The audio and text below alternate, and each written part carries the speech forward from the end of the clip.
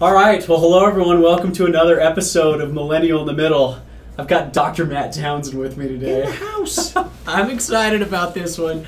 I think I put out the first episode. Yeah. And I'm talking with all these people. I get a ton of great comments. I see it resonates with people early.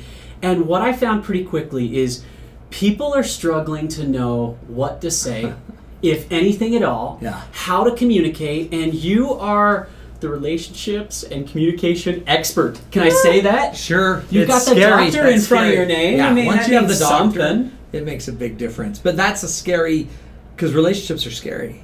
Yeah. But they're not supposed to be. We're all afraid of each other. Except those that aren't, and those are the ones that make the rest of us really afraid. Because they'll say anything. Yeah. Okay, so we'll get into it. Oh, man, I love this. And really, at the end of the day, for me, like, life's all about relationships, and relationships are all about communication. Totally. And so if you want to have a good life, you better get good at both. Yep. And in this world of 2020, right, we are faced with so many extremes, these polar opposite sides. Yeah. We speak in absolutes. Yeah. And so I'm so excited to have this conversation with you today to kind of treat this as more of a group therapy session. Okay, good. Right? Like everyone listening. Like with the whole world. Exactly. Whoever's listening to this is going to get a little free dose of therapy today. Totally. And I think we all really need it. So before I jump into that, I got to tell everyone real quick how I know you. Okay, cool. So, Matt, I've looked up to you. I've thought you're the man for 10 plus years I remember now. when you couldn't even drive. That's true. And because I wanted to be a speaker. What 12-year-old kid says I want to be a motivational speaker when I grow up? I remember thinking, good luck. Yeah. And you've done it. Well, now here I am talking to my phone. One of the hardest things. I've done it. And but I remember talking to you early on. I mean, I loved you were a speaker. So I was like, man, it's so cool. And then I was friends with your daughter in high school. Yeah. We went on a few dates, a bunch of dates, a lot of dates.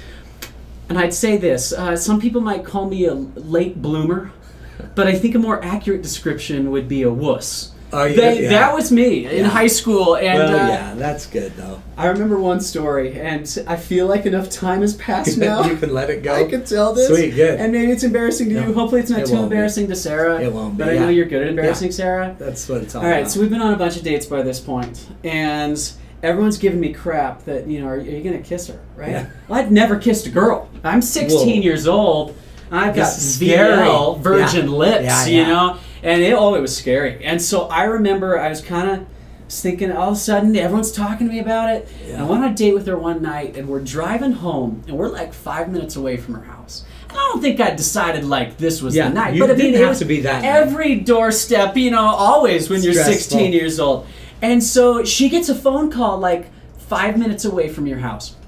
And she looks at it. She kind of gives I'm on a date, so sorry. Yeah. She goes, it's my dad. Are you okay if I answer it real fast? I say, yeah, of course. Well, when someone's in the passenger seat talking on the phone, you can hear it's them. Not on speaker, but you can hear it. Oh, yeah. Yeah, so you say, hey, Sarah, where are you? And she says, I'm with Connor right now. And you immediately go, has he kissed you yet? And I remember Sarah's face goes red. My grip on the steering wheel is just 10 white knuckles. Ruined. And I remember we both pretended like we didn't hear it. I was deaf in my right ear that night. I remember her going, yeah, we'll be home soon, Dad. I'll be there in 5 minutes. Okay, bye. We'll be watching. Yeah, and then I knew I'm just going to show on the doorstep. You're on the other side. Yeah, don't. That's not a good time to do it. See, but you do that. Yeah, I do that every night that the kids are out. I call and make that same call. So keeps everyone from kissing. You kept me for this. Well, good job. It worked that night. Sorry to ruin your date. It worked that night. Stress you out. All right, let's jump into this. Okay. Now that we've had that. Confession. Now that we've got that out of the way. All right. First off, I owe you. Tell me about this, man. Yeah. The political conversation, political discourse in 2020. First off, just give me your thoughts on it. Okay, so it's so divisive, right? But it's one thing about communication that we all have to remember is that the reason it's valuable is because it helps us create meaning. Okay. So in order to create a meaning about something, you have to interact on the meaning. So there's a theory in communication theory that's called symbolic interaction theory, which means nothing exists until we've interacted on it. We can't create a meaning of a pen until we interact on what a pen means. Are pens positive, negative, or neutral? And if we always interact negatively with a pen, if I'm always sticking it in you, and that negative interaction is the only way you know a pen, then the pen, the symbol becomes negative. So we have a weird dichotomy going on, a weird issue in our world today, where we're always arguing on the issue, so all the meanings that get generated are very negative and skewed. It's a fight. It's a fight. And it doesn't need to be that way. Yeah. And the highest level of being as a human being makes it so you don't need to dichotomize. Everything's not an either or. Yeah. It's not a right or wrong, black or white, up or down, yes or no. Yeah. Most things are much more complicated. And so, but we've so oversimplified it. And one other thing I see that's going on, I don't know that we have a vested interest to get along. The division in the parties, both are winning. It's almost the goal. We need the division to keep the ratings up for both sides. And so it used to be that we would say, wait till we have a disaster. Wait till we have a global pandemic. Then you'll see how we all get along. And even Lee Greenwood's God Bless the USA, we'll all sing it and come together. So something's not working, and it might be that for the first time, it's not about America. Yeah. It really isn't. It's what we all argue from our position. Sure. But if it was about America, we'd find a way to bridge a lot more of these things instead of keeping a divided America. Well, I think what's interesting, you mentioned the ratings, right? Yeah. And I talk about watching the news right now is just the worst. Oh, it's right? a nightmare. Because I think most people know that it's always agenda driven. Yeah. On both sides. Yeah. That's not a liberal thing. That's not a conservative thing. That's across the board. And so, and if you watch the news, you kind of get ticked off because they're set to debate. Totally. They're set to yell at each other. And what are you going to do? You're going to listen to the person that you agree with. That's right. You're going to get riled up. That person's dumb. That person's smart. That's right. And you never make any progress. No. So what do most, especially millennials, do? They turn it off. Done.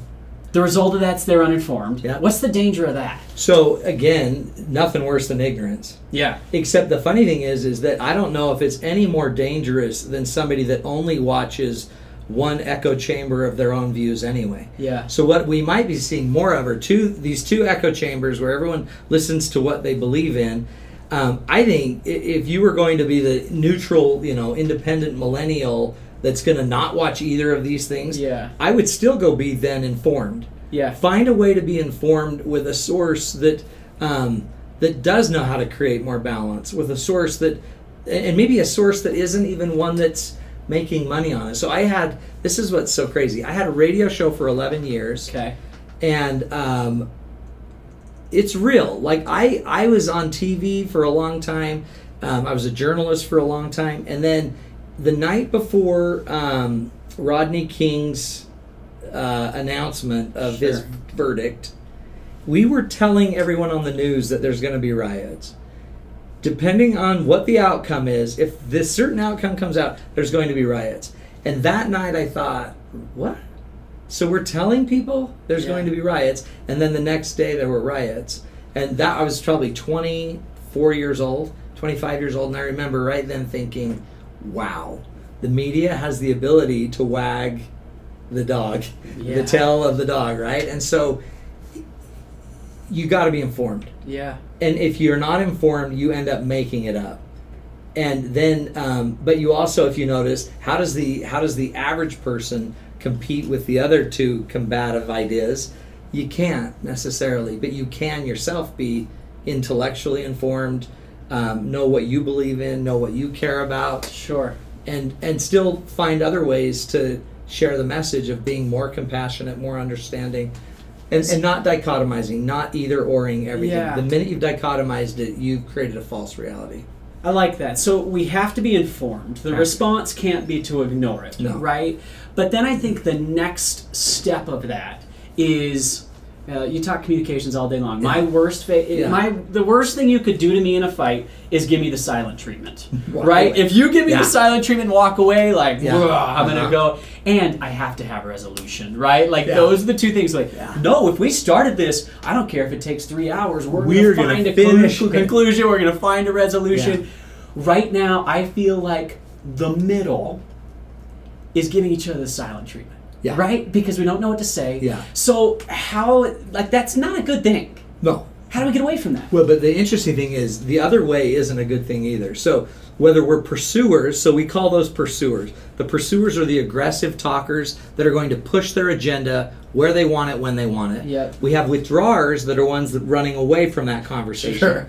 So, and you'll see it in almost any conflict. The minute you have a pursuer, they're going to chase, the withdrawers run. Harder you chase, the harder they run. Harder they run, the harder you chase. Yeah. And it creates the system, right? If I corner the withdrawer, what are they going to do? If I keep saying, you're so stupid, you left, you right, whatever. If I keep pushing, they're either going to snap. They're either going to snap and really withdraw. Or they're going to come back and fight. Yeah. And then now all of a sudden we have two pursuers engaged. Two pursuers is crazy chaos, right? Yeah. Game on, which creates an explosion of smoke. And then in the smoke, everyone just kind of withdraws.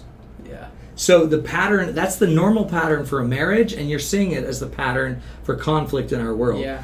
Chase, stop, fight, corner, turn, explode, and then in the explosion, everyone withdraws. And the only way to fix it is to not run and to not fight, but to stand and talk. Yeah. But you got to have a whole other level of confidence to talk and not know where it's going and not be able to control it. Sure. And be able to have enough, I call it character, to be open so I can hear what you're saying. Yeah. Some of us today, we don't have the character to hear what you're saying. I don't want to hear that you want to burn a flag. I don't have the character to hear that. Yeah. And some of us have the character to say it, but we don't have the character to not say it. There's so many people today that won't just shut their cake holes. Yeah. They have the right to speak. They don't see the responsibility for how they should do it. Well, what you just described right there, I think if we all went onto Facebook right now and just scrolled for a few seconds, we'd see it, right? And these conversations, there's never progress that's made. No. Like I saw a post recently from a friend that he just put out to the world, decided this was his post for the day. Thing. If you support the protests in Salt Lake, unfriend me now. Yeah. And my thought is, I actually sent him a message. I said, hey, just what was the goal of that? Yeah, what were you looking for? Were you trying to start a conversation? Because you did. Yeah. Conversation started. Yeah. But, starting a conversation, hey, let's have a debate. But just so you know, if you disagree with me, not only do I disagree with you, but we're not even friends. Right. But isn't that interesting that you can see their goal? Yeah. So one of my favorite quotes about communication is by a guy named Paul Watzlawick. He's a theorist in communication, but he said one cannot not communicate. So that guy was communicating, and what he was communicating is he didn't want a discussion. He wanted to just shut it down, and what he wanted to do was just keep proliferating the argument and the fight. And so what I think you'll actually find out is most people that keep perpetuating the argument, they aren't looking for resolution. Their identity is wrapped around their side of the argument. And once your identity is wrapped around an argument, you no longer have a need to listen to anyone else. Yeah. I don't need to listen. I now have to defend my identity. So a lot of you're not arguing an idea, you're arguing with me. You're saying I'm bad. Yeah. And there's a lot of that going on. So if you ever want to be effective in any kind of conversation or influence of some other human, you have to be willing to suspend your certainty. And that takes an amazing amount of character to hear it. That's tough. That's what this podcast is trying to do. Which is interesting what you're doing. If you're going to listen to this, suspend the certainty, right? You might read the little description on what the topic is and go, oh, I know how I feel about that. Here we go. Right? Yeah. And you're not going to hear the exact opposite. Like most of these episodes come out, we find ourselves somewhere in the middle. Oh, yeah. There's rational thinking on both sides, but you've got to open yourself up to that. Now, let's talk relationships. A few different types of relationships that I think this ties into a lot. Family. Yeah, totally. Friends. Yeah. Coworkers. Yeah. I had a conversation today. I mean, literally just today that I walked out on from the office as I came here, right? Yeah, wow. And he said, my mother-in-law, I've got to get her to stop talking about politics at the Sunday dinner table, right? He goes, all we do is we sit down, we start talking politics, and then my wife says, Mom, stop talking politics. And then she's like, well, we've got to do it. And then the uncle pipes up, oh, here we go. Well, hey, what do you just want to keep living with your head in the sand? That's what she told me today, right? Totally. How do you handle a situation like that? Isn't that interesting? By the way, everyone out there's had that. 100%. Right? Thanksgiving. What you'll find out when you get into this, and so as somebody that sat down with tens of thousands of people to do this, the longer you listen to somebody and actually slow down the conversation and listen, you actually will find about 80% agreement with what they're saying. Yeah. So if we actually took every one of the biggest issues out there and we slowed it down and we listened to each side, we have about 80 to 90% agreement. We disagree on about 10 to 20%. Yeah. And our entire argument is about the disagreement. Sure. So one of the first things you could always do with somebody is when you're listening to them, find where you agree with them and agree with them. You know, I totally agree that we need to get more control of our borders. Now, by the way, what does that mean? Sure. But I can agree with you on that point. And then the power of actually starting to see where you agree.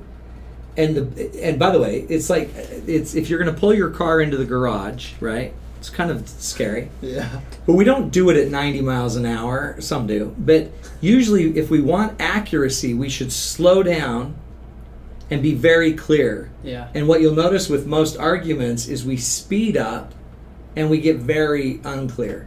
We talk faster and we talk louder. So those, I call them vital signs. There's always 3 signs that tell us that we're really on what I call a starved issue. We're on an issue that's really about identity. And it's 3 things. You'll see them every time a fight comes up. Negative emotion, Okay. misunderstanding, and mistrust. So anytime you see negative emotion, and the emotion's going up, they're getting mad or they're getting sad or they're pulling away, you'll always invariably see as the emotion goes up, understanding will go down. So the more heated the emotion, the less any of us are understanding what's really happening. Even in the middle of the biggest protests, half the people were still back there saying, what exactly are we protesting? Yeah. And so when the emotion goes up, clarity drops, and then trust drops. We don't trust people that don't get us. Sure. So I call that the vital signs. And the minute you see it, I'd take a step back, and I would first try to just understand the person's emotion. Emotion doesn't lie. Mm-hmm. Words lie. Yeah. Are you having a good day? Great Yeah. day. But understand what the emotion's about. Well, and I think that's why social media Yeah. makes this so difficult, Totally. because what can't you tell Yeah. behind a screen? Right. The Emotion. Right? I type some 8-word response. Yeah. I'm now going to think for the next 15 Yeah. minutes about what that meant. Totally. I'm getting riled up. I'm now planning my response. Yeah. And so, you know, social media is great in a lot of ways, Yeah. but the more of these types of conversations we can have not on that platform, the better. By the way, that's a dueling monologue, right? 2 people monologuing, Yeah. which is different than a dialogue, which is where we're going to share our logic. Monologuing is I'm always preparing, I'm actually never listening. Yeah. So if we could listen, and what's cool, this is, I'm telling you, the coolest thing ever. The more you let someone talk, and the more you show them you're understanding them, the more they actually hang themselves, if that makes sense. Yeah. It's weird logic. But if I listen to somebody and say, so you feel like, and you clarify what they're saying, Yeah. and you hold it up, a lot of times they're like, they don't want to admit that that's what they're saying. Yeah. So you're saying it's okay to be racist. Is that what you're saying? It's okay to have beliefs against other race, that they're not equal to you. You're saying that that's okay. That's fine. Yeah. And usually if you hold it up and you're just trying to understand, they'll go, well, for sure. And they'll give you more data, and then you hold that up, and for sure. And what you start to do is you start to differentiate. Your ideas get stronger, but you also have more information from them to talk about. Instead of using a tagline that is something we use at the beginning, like how many times have you just, all the stuff you see going on social media that is one person's opinion that's really the talking points of one party that came through that channel, and everyone's just spewing talking points, but nobody really understands what that talking point has anything to do with you. So tell me how that matters to you, and then get into them a little deeper. Well, I think that's cool because, frankly, I'll be honest here, that's a weakness of mine, right? Yeah. What you said of thinking of what you're going to say next while the other person's talking. I know a lot of people have it, but I'm a speaker, you're a speaker, so I'm better at talking than I am listening, right?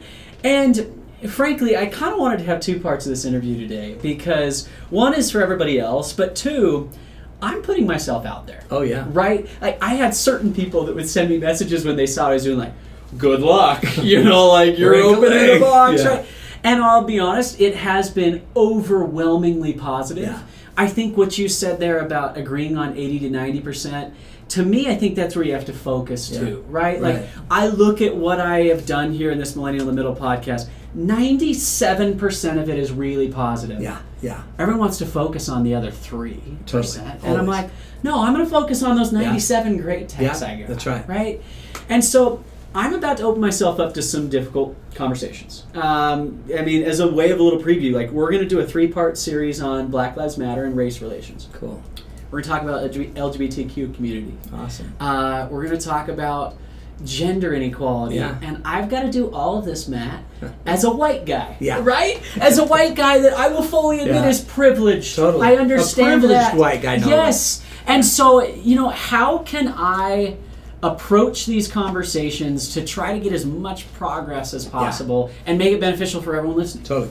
One of the rules of all rules, so there's a book out there by Fishers and Urey, two professors from Harvard, called Getting to Yes. And the principle behind it is very simple. You can either focus on positions, practices, or you can focus on principles.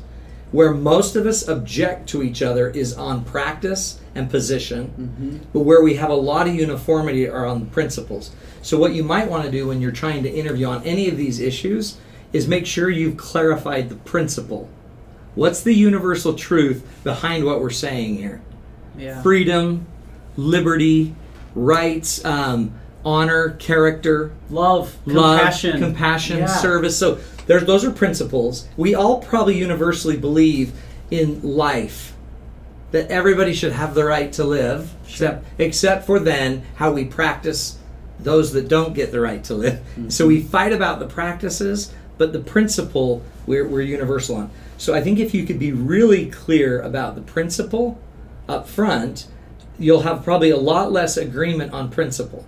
You'll have a lot less disagreement on principle. Sure. It's the disagreement that's always in the practices and the positioning. And so when you're listening to somebody long enough, make sure you understand the principle behind what they're saying. When they throw out a position statement, what's the universal truth behind it? And is that true for this person, this person? Is it a universal truth? Yeah. And if you start to differentiate principle from practice or position, you'll set yourself up for some serious clarity. And what's interesting, a lot of the people that are in the debate don't know the principles. They only know positions. Sure. Pro-life, pro-choice.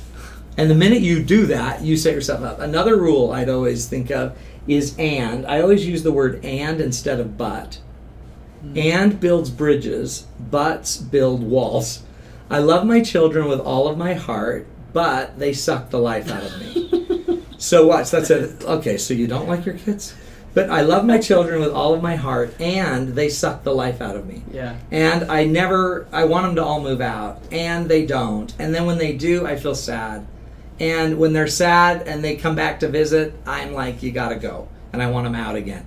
So that's called paradox. Life is paradoxical. Sure. And if you can start to say more ands, like we need to fix our border issues, and we also need open borders to a degree, and the biggest problems we're fighting aren't even the ones that are causing the biggest issues with immigration, for example. Yeah. And it's much more complicated than one country that's causing all of this.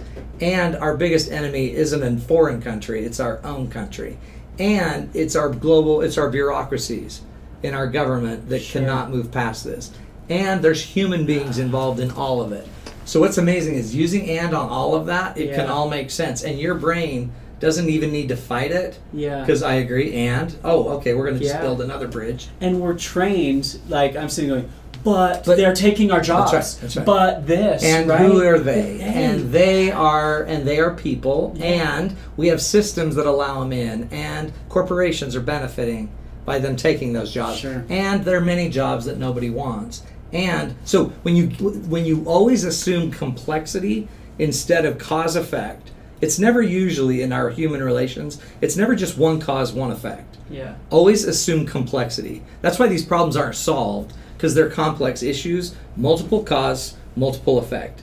It's complex. And the minute a human simplifies it, it ceases to be the right answer because it's not complex enough. And our bureaucracies aren't designed to be solvers of complex issues. Sure. So I want to practice this. Yeah, good. What I'm hearing, Matt, good. as I do this is I want to focus on listening. Yeah. Right? Rather than I brought someone on to tell them everything I feel about it. Like to listen in that conversation, and then two, to focus on the good. Yeah. To look for the similarity, to look for where we agree. Yeah. And if we can start that from that point of common ground, hopefully the goal is at the end of every interview or every episode that we go, oh man, I didn't think about that this way. I have a broader understanding now. And I think it's cool. I still believe what I believe is coming in, and I believe X, Y, Z. That's right. And you understand it's more than that, and it adds this complexity, and it can all go together. And it may not there may not be a kumbaya closing moment where we have a group hug. Sure. And it can still be complicated, and it doesn't mean we shouldn't keep trying to understand it. I like this. I'm gonna start saying "and" a lot. It's cool.